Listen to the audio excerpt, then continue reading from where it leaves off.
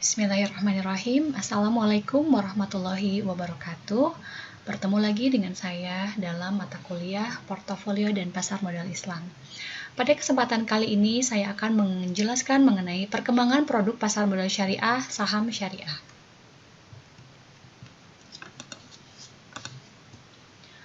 Apa saja yang akan kita bahas hari ini? Yang pertama, produk yang ada di pasar modal syariah. Yang kedua, perkembangan saham syariah di Indonesia. Yang ketiga, kerangka pengaturan saham, pasar modal, dan pasar modal syariah. Yang keempat, proses screening saham pada pasar modal syariah di Indonesia. Apa saja produk yang ada di pasar modal syariah? Produk dan layanan di pasar modal syariah. Produk pasar modal syariah itu adalah efek syariah. Efek syariah merupakan efek yang tidak bertentangan dengan prinsip syariah di pasar modal. Produk efek syariah itu diantaranya yang pertama sukuk, kemudian ada efek syariah berupa saham syariah, kemudian ada reksadana syariah, ada efek beragun aset syariah, ada dana investasi real estate syariah, dan efek syariah lainnya. Layanan pasar modal syariah diantaranya ada manajemen investasi syariah, kemudian ada pihak penerbit daftar efek syariah, kemudian bank kustodian yang memberi jasa kustodian syariah, kemudian ada syariah online trading system, ada juga wali amanat yang memberikan jasa penerbitan sukuk, ada juga unit pengelolaan investasi syariah dan ahli pasar modal syariah atau ahli syariah pasar modal. Kerangka pengaturan saham syariah di Indonesia. Jadi, saham sebagai efek syariah. Apa itu saham? Saham merupakan bukti kepemilikan atas sebuah perusahaan yang melakukan penawaran umum atau biasa disebut dengan go public dalam nominal atau presentasi tertentu. Pada umumnya, saham yang diterbitkan oleh sebuah perusahaan atau yang biasa disebut dengan emiten yang melakukan penawaran umum atau initial public offering ada dua macam, yaitu saham biasa atau common stock dan saham istimewa atau preferred stock. Perbedaan saham ini didasarkan pada hak yang melekat pada saham tersebut. Hak tersebut meliputi hak atas menerima dividen dan memperoleh bagian kekayaan jika perusahaan dilikuidasi setelah dikurangi semua kewajiban-kewajiban perusahaan. Sementara dalam prinsip Islam, penyertaan modal dilakukan pada perusahaan-perusahaan yang tidak melanggar prinsip-prinsip Islam, seperti bidang perjudian, riba, memproduksi barang yang diharamkan seperti bir, dan lain-lain. Jadi, saham syariah adalah bukti kepemilikan atas suatu perusahaan yang jenis usahanya, produk barangnya, dan jasa yang diberikannya, dan akad serta pengelolaannya tidak bertentangan dengan prinsip-prinsip syariah. Dan ini tidak termasuk saham yang memiliki hak-hak istimewa. Jadi, kalau dilihat dari pengertian ini, maka saham preferred atau saham yang memiliki keistimewaan khusus dari segi perlakuan maupun finansial itu tidak dapat dikategorikan sebagai saham syariah, karena ia memiliki keistimewaan dibanding dengan saham biasa lainnya. Jadi, konsep saham merupakan konsep kegiatan musyarakah atau syirkah, yaitu penyertaan modal dengan hak bagi hasil usaha. Jadi, dengan demikian, saham tidak bertentangan dengan prinsip syariah, karena saham merupakan bukti penyertaan modal dari investor kepada perusahaan yang kemudian investor akan mendapatkan bagi hasil berupa dividen. Namun demikian, tidak semua saham dapat langsung dikategorikan sebagai saham syariah. Jadi, saham itu termasuk halal apabila saham yang diterbitkan oleh emiten atau perusahaan publik dia secara jelas menyatakan dalam anggaran dasarnya bahwa kegiatan dan jenis usaha serta pengelolaan usaha itu dilakukan berdasarkan prinsip syariah di pasar modal. Dan saham tersebut berhasil melewati proses screening saham. Jadi, ini sesuai dengan peraturan terkait penerbitan dan persyaratan efek syariah berupa saham oleh emiten syariah atau perusahaan publik syariah. Bisa dilihat di POJK nomor 17 garis miring POJK.04/2015. Kemudian ada yang disebut dengan daftar efek syariah. Apa itu daftar efek syariah? Jadi, Daftar efek syariah itu kumpulan efek yang tidak bertentangan dengan prinsip syariah di pasar modal, yang ditetapkan oleh otoritas jasa keuangan atau pihak yang mendapatkan persetujuan dari OJK sebagai pihak penerbit DES. Tujuannya apa? Daftar efek syariah ini merupakan panduan investasi bagi pihak pengguna daftar efek syariah seperti manajer investasi, pengelola reksadana syariah, asuransi syariah, dan investor syariah lainnya. Selain itu, DES menjadi acuan bagi Bursa Efek Indonesia dan pihak lain yang ingin menerbitkan indeks saham syariah. Penerbit daftar efek syariah ini diantaranya otoritas jasa keuangan, manajer investasi syariah, pihak yang mendapat persetujuan dari OJK untuk menerbitkan DES, dan manajer investasi yang memiliki unit pengelolaan investasi syariah. Kapan daftar efek syariah ini diterbitkan? Jadi, secara periodik, menerbitkan daftar efek syariah ini sebanyak 2 kali dalam setahun, yaitu pada akhir bulan Mei dan akhir bulan November. Selain itu, terdapat daftar efek syariah insidentil yang diterbitkan karena adanya penetapan saham yang memenuhi kriteria syariah pada saat penyertaan pendaftaran emiten. Nah, bagaimana sih cara berinvestasi di saham syariah? Jadi, investor itu datang atau mendatangi perusahaan sekuritas, kemudian membuka rekening. Nah, setelah membuka rekening, investor dapat mentransfer via online maupun transfer via broker.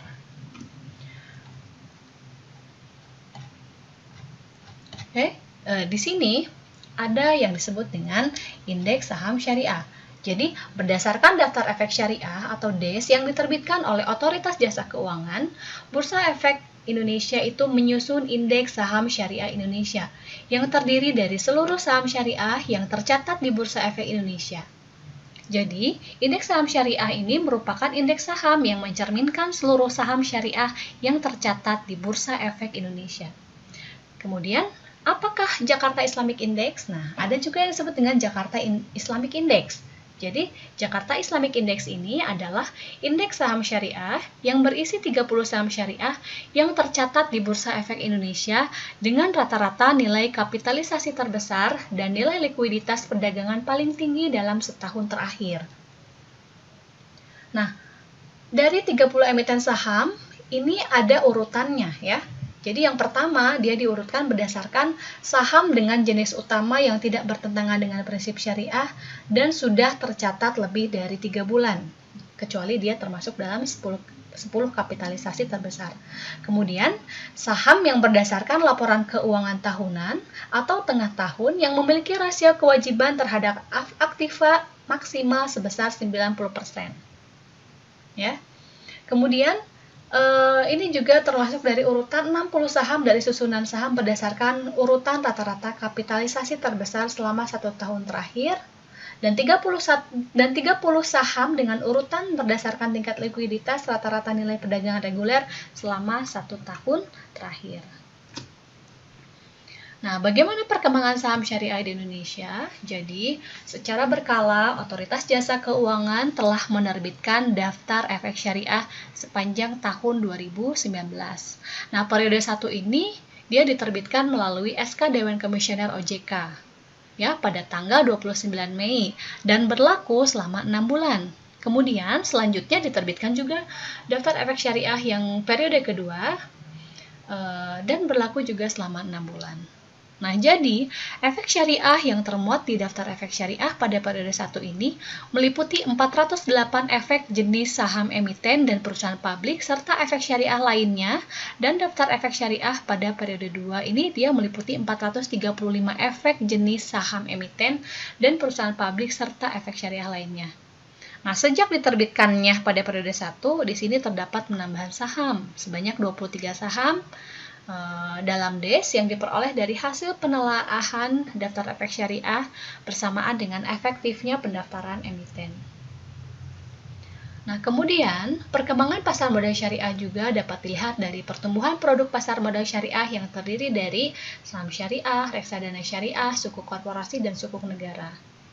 Nah, ini ya yang tadi saya jelaskan. Jadi, sejak diterbitkannya DES pada periode ke-1, ini terdapat penambahan saham sebanyak 23 saham. Ini diantaranya ya. Nah, sedangkan periode kedua itu pada tanggal 22 November 2019 hingga akhir 2019 ada penambahan saham sebanyak 10 yang masuk ke dalam daftar efek syariah. Nah, hingga akhir 2019, jumlah saham yang termasuk dalam daftar efek syariah ini berjumlah 445 saham. Dan jumlah saham syariah pada penerbitan DES tahun 2019 ini merupakan jumlah terbanyak sejak pertama kalinya daftar efek syariah diterbitkan, yaitu sebanyak 408 pada periode 1 dan 445 pada periode 2 di tahun 2019.